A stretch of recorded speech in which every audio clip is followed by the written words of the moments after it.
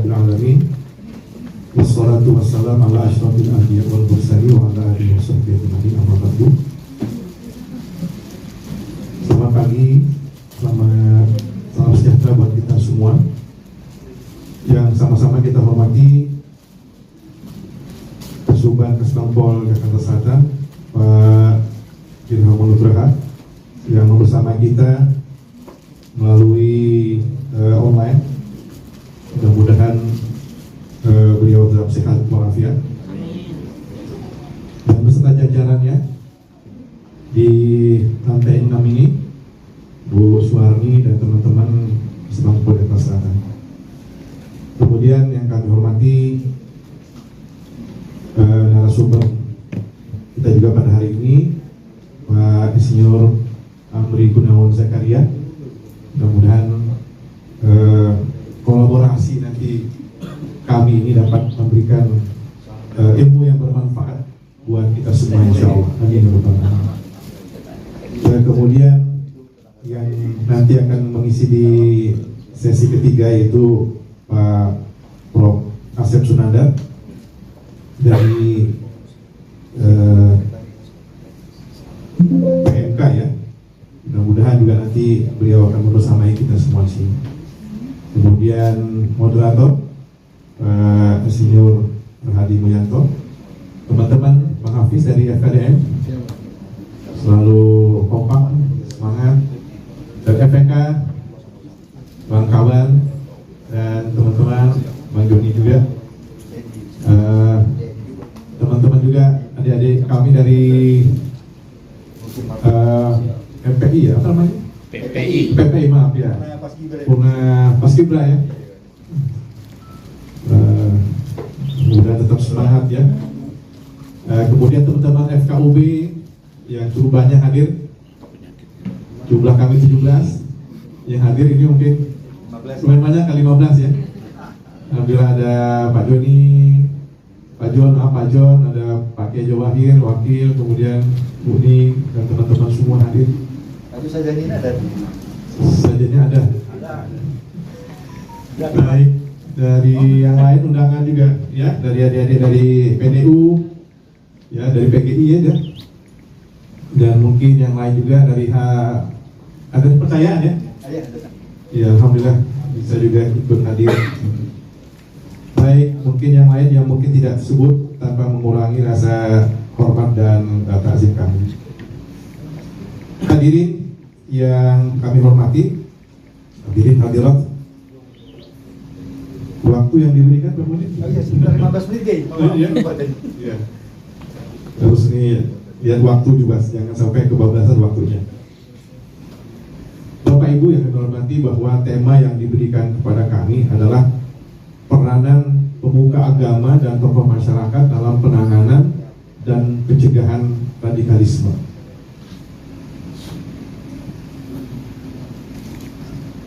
Dan tentu Bapak Ibu sekalian, kita tahu bahwa tidak ada yang menginginkan radikalisme ini ya, terutama di Jakarta Selatan. Oleh karena itu, pertama kita harus memahami apa sih itu radikalisme, ya, sehingga kita tahu apa itu radikalisme, sehingga tentu kita juga bisa mencari obatnya. Jadi kalau penyakit itu tahu dulu penyakitnya, sehingga obatnya pas gitu, ya. Jangan sampai nggak tahu kita penyakitnya, obatnya sakit perut dikasih obat flu, ya kan? Nggak nyambung.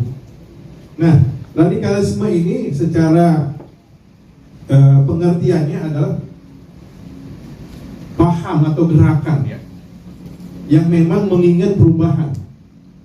Ya, tentu dari kata-kata radikal itu dia menginginkan perubahan, pergerakan secara cepat. Tetapi caranya ini yang radikal itu, dan caranya dia pengen berubah cepat, kemudian pengen lebih baik menurut mereka itu dengan caranya. Nah, di sini ya, sehingga para yang memahami atau mengenal radikalisme ini ya sering merasa bahwa sistem yang ada ini tidak dapat diperbaiki. Nah inilah, sehingga dia ingin merubah. Di sini muncul nanti di slide berikutnya ada. Jadi itu pertama Bapak Ibu sekalian. Jadi radikalisme itu dia ingin perubahan. Memang ini yang ingin berubah, dia nggak betah lihat begini, ingin dirubah tapi dengan cara yang tidak benar, gitu. Dengan cara yang radikal. Gitu. Nah, itu memakai kekerasan. Baik, selanjutnya, deh. Nah ini ada beberapa contoh. Saya ambil contoh-contoh radikal karena radikalisme itu ada di politik, ada di agama, ada di sosial. Contoh di radikalisme politik seperti kasus revolusi Prancis misalnya. Ya karena mereka ingin merubah dari monarki, ingin dari demokrasi. Ya, sehingga masyarakat ya atau warga itu mereka menggunakan kekerasan. Ya, metodenya mereka penggunaan kekerasan mengeksekusi, ya. Jadi mereka ingin merubah secara politik dari kerajaan atau monarki, ingin merubah menjadi demokrasi, kemudian caranya dengan cara yang radikal, ya. Dengan mungkin kita tahu sejarah para dari keluarga kerajaan itu mereka sama pendemo itu mereka dengan cara yang kekerasan dan mungkin juga menurut kita itu sadis. Baik. Yang kedua ada radikalisme agama. Ya. Contoh di sini yang tentu sama-sama kita beberapa tahun yang lampau itu ada namanya ISIS. Ya. Walaupun secara ketika dipelajari ya mereka ini mengatasnamakan Islam. Jadi mereka negara Islam Irak dan Suriah. Ya, mereka itu menginginkan merubah menampilkan khilafah Islamiyah. Mereka ingin menerapkan peraturan-peraturan syariat Islam menurut mereka, tetapi caranya dengan cara yang ekstrim. Ya tentu Bapak Ibu sekalian, Islam itu adalah mungkin sama dengan agama yang lain, adalah agama yang rahmatan lil alamin. Ya, tidak sejalan dengan ISIS ini yang ingin merubah secara politis ya, atau secara agama, bahwa mereka itu mereka lah yang menganggap benar, kemudian mereka melakukan tindakan-tindakan yang metode mereka itu kekerasan ekstrim, ya terorisme, eksekusi publik yang kita lihat kadang-kadang beredar video-video itu mereka mohon maaf misalnya penyembelihan manusia yang sangat-sangat tidak manusiawi sekali. Kemudian radikalisme yang ketiga adalah bidang sosial. Seperti di Amerika, ketika di sini contohnya adalah masalah ras ya, ketika orang-orang ras yang dari bahasanya negro itu mereka ingin kesetaraan dalam ras, sehingga tokoh-tokoh seperti yang kita kenal Martin Luther King ya Junior itu mereka bersuara, tapi Martin Luther itu secara soft lah, halus. Dia ingin mengadakan atau memprotes kesetaraan yang tidak ada pada masa itu tahun 60-an. Nah ini, tapi ada juga yang radikal ya, dengan cara-cara yang tentu yang tidak baik ya. Baik. Selanjutnya, nah bahaya, apa sih bahaya radikalisme itu Bapak Ibu sekalian? Ya. Itu berbahaya karena akan berpotensi memicu kekerasan, kemudian konflik sosial, serta menghancurkan tatanan sosial yang damai. Jadi yang sudah damai, ya, yang sudah tertata baik, tidak ada rukun, ya, tiba-tiba ada provokasi, ya, sehingga kadang-kadang mana teman mana lawan sulit membedainya. Ya, ini bahaya radikalisme. Kemudian paham ini seringkali menolak dialog dan kompromi, sehingga solusi damai sulit dicapai. Oleh karena itu pencegahan radikalisme melalui pendidikan. Diberikan solusinya bahwa radikalisme itu dapat diredam dengan pendidikan, kemudian promosi toleransi. Nah ini kami FKUB Ini perannya sini toleransi beragama, kerukunan beragama, dan penguatan nilai Kebhinneka Tunggal Ika, ya, kebinekaan sangat penting untuk menjaga harmoni sosial dan stabilitas nasional. Jadi memang kita Indonesia, Bapak Ibu sekalian, memang sudah kita meyakini Bhinneka Tunggal Ika itu, sehingga perbedaan di antara kita bukan menjadi permasalahan, sehingga tidak perlu dipicu untuk terjadinya keributan dan lain sebagainya, karena kita memang berbeda, ya. Sumatera dengan Jawa, ya, kemudian di Sumatera aja udah banyak perbedaan bahasanya, sudah banyak beda. Di Jawa aja ada Sunda, ada sebagainya. Jadi memang begitulah, sudah kita meyakini Bhinneka Tunggal Ika itu, kita memang itu yang menjadi motivasi kita untuk hidup secara damai dan rukun. Baik, kemudian ada beberapa, ini contoh beberapa bahaya radikalisme, Bapak Ibu sekalian.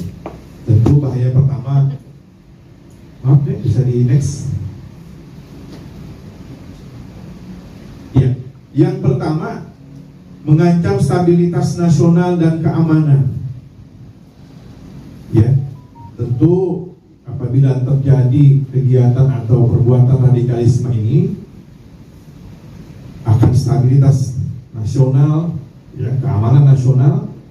Kita tahu beberapa tahun yang lalu kita sempat dibuat ketika nonton TV kasus pemboman, ya, di Sudirman, ya, orang yang bergeletakan segala macam, kemudian, ya, secara politik, ya, memang membuat ketakutan dan kekhawatiran di masyarakat.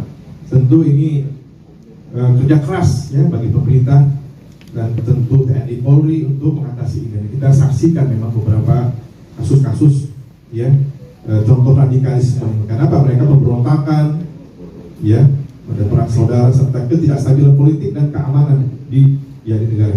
Baik, yang kedua, menyuburkan intoleransi. Ya, radikalisme itu berakar pada sikap intoleran, di mana kelompok radikal tidak menerima pandangan yang berbeda.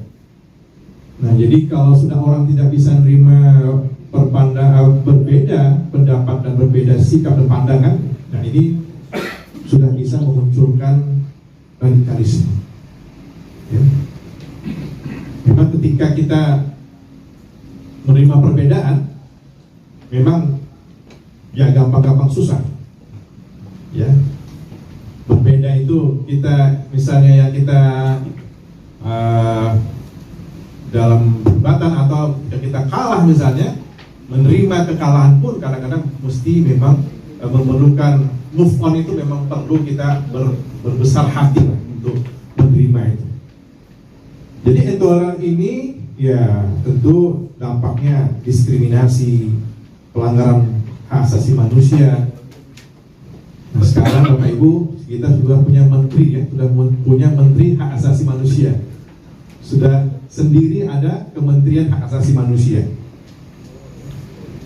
Baik, kemudian meningkatnya kebencian antar kelompok masyarakat. Ya, tentu ada oknum-oknum memang tidak menginginkan damai, yang tidak menginginkan sudah tentram, baik. Ada saja orang-orang yang tidak menginginkan itu. Ya, ada provokasi, ya, yang tidak ada diada-adain gitu, ya, yang ada tidak-adain gitu, sehingga memunculkan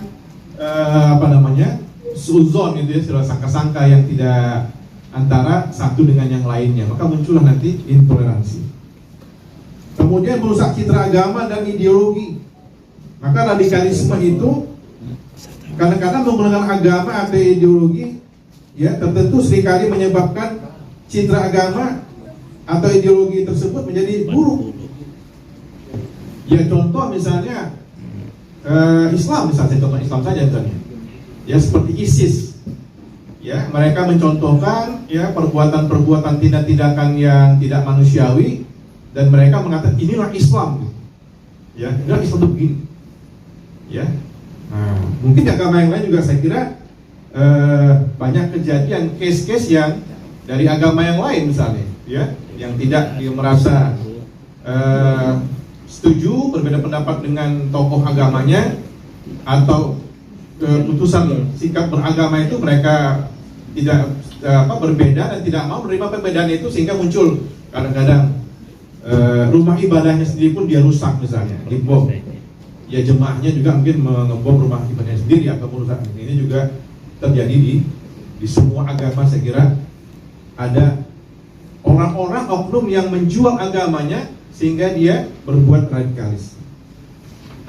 Nah, kemudian bagaimana radikalisme di Jakarta Selatan? Nah, tadi Bapak-Bapak sekalian ini.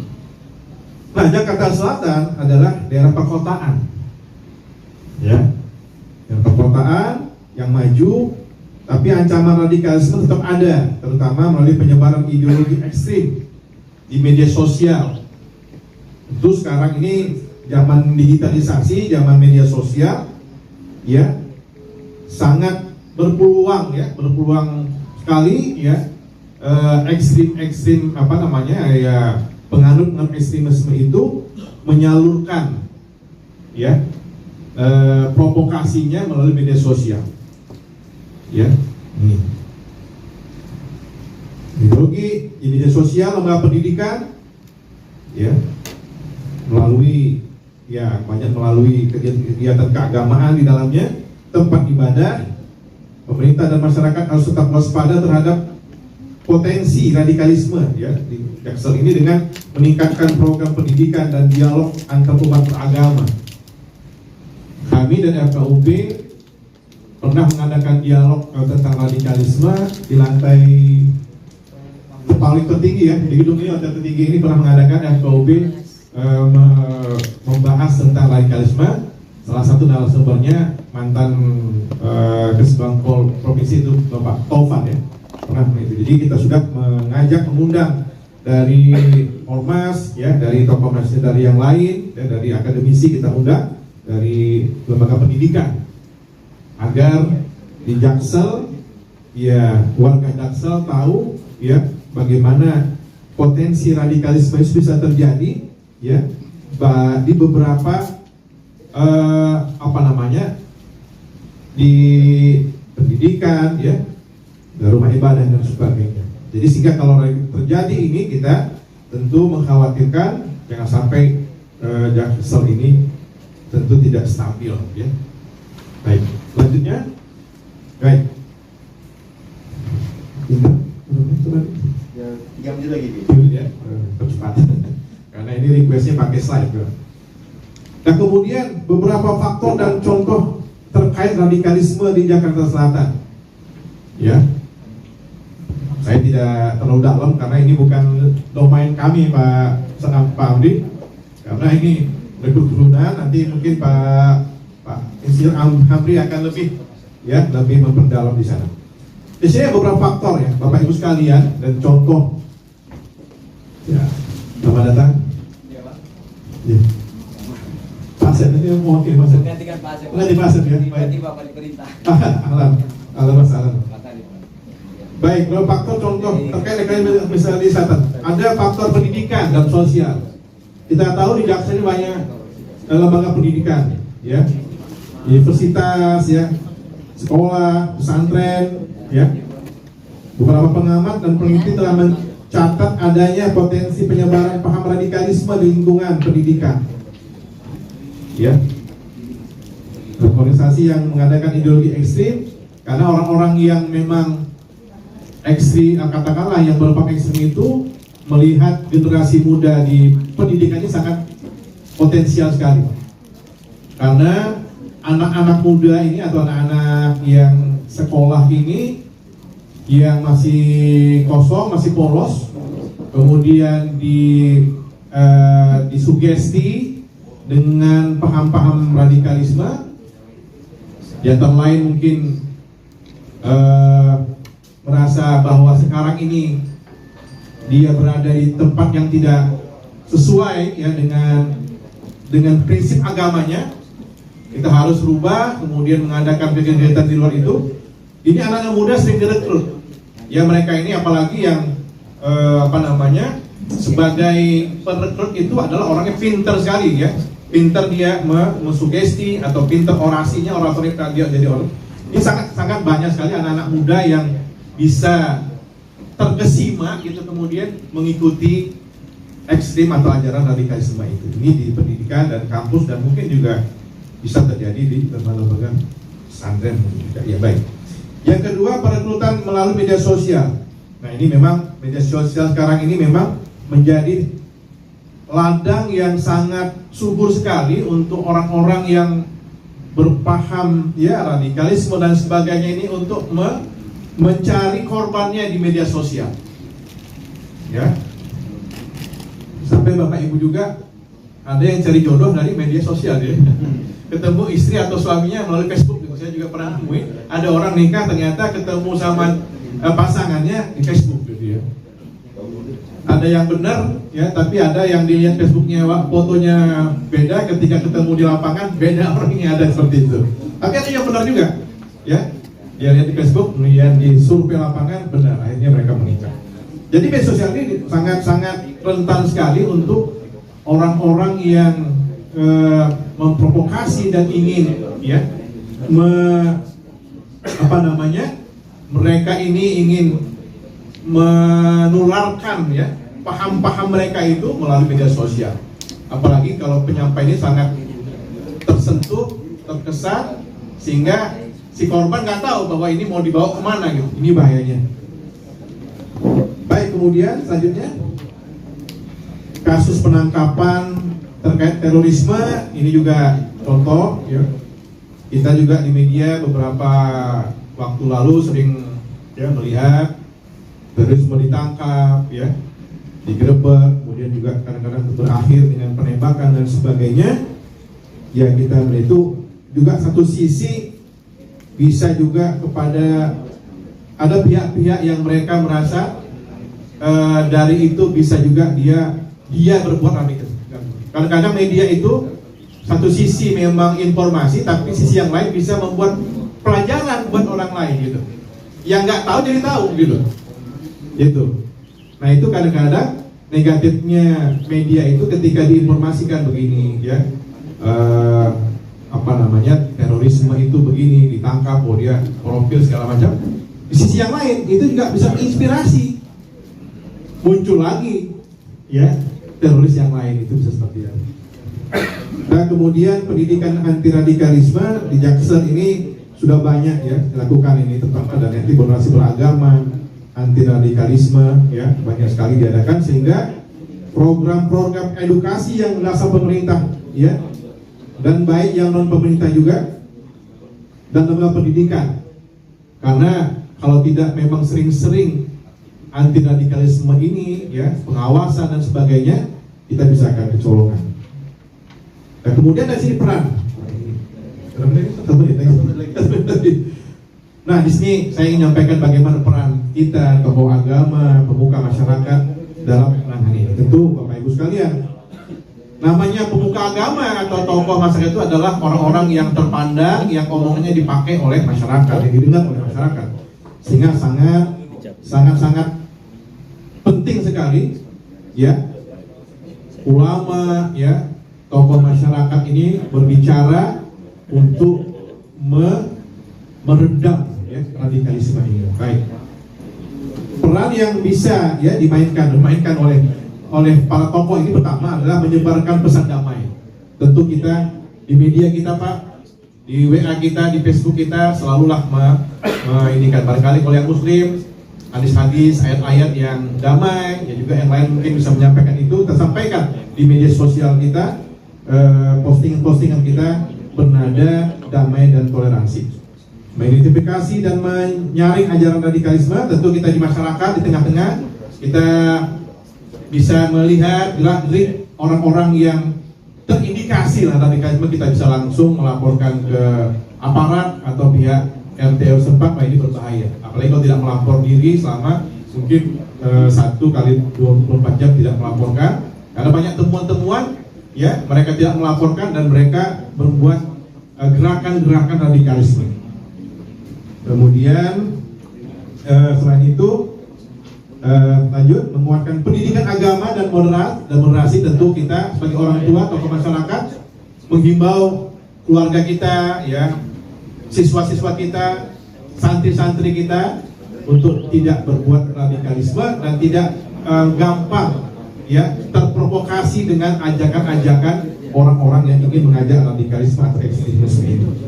Menyediakan konseling atau rehabilitasi mungkin bagi yang sudah terpapar, ya ini perlu di konseling, diadakan konsultasi, mereka itu dirangkul lagi sehingga mereka bisa menyadari bahwa apa yang mereka lakukan selama ini adalah tindakan yang salah gitu.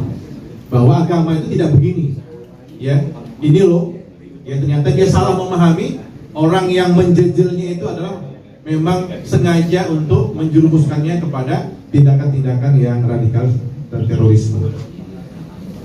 Dalam kerjasama dengan pemerintah dan lembaga-lembaga keamanan, tentu kita tokoh agama, ya pemuka, kita juga kalau ada sesuatu tentu langsung kita bisa berkoordinasi dengan keamanan Polri dan TNI. Melawan narasi radikalisme di media sosial, tentu kita kalau ada postingan-postingan radikalisme, kita berusaha untuk mengcounter itu, ya, mengcounter itu sehingga nanti tentu komen-komen itu terhadap posting itu mereka tahu yang mana. Jadi kalau tidak di komen, tidak di counter itu, sehingga takutnya postingan itu yang nggak benar gitu. Kalau tidak ada counter dari kita misalnya, kalau itu memang ditanggap tidak benar dan malah mengarah kepada radikalisme.